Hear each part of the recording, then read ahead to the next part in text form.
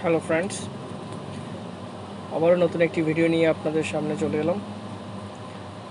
আজকে কাস্টমারের একটি ওয়াচ কার্টিয়ার অটোমেটিক, যেটার পুরোটাই জলের জলের কারণে পুরো মেশিনটি ড্যামেজ হয়ে গেছে। সো কাস্টমার চাইছে এই মেশিনটা রিপেয়ারিং না করে নতুন একটা মোমেন্ট রিপ্লেস করার জন্য। সো কাস্টমার ডিমান্ড অনুযায়ী আমিও ট্রাই করলাম নতুন নিউ আরেকটি মোমেন্ট সেটিং করে ঘড়িটা কীভাবে অ্যাক্টিভ করা যায়। সো চলুন দেখতে থাকুন, আর কাজটি যদি আপনাদের ভালো লাগে কমেন্টে জানাবেন।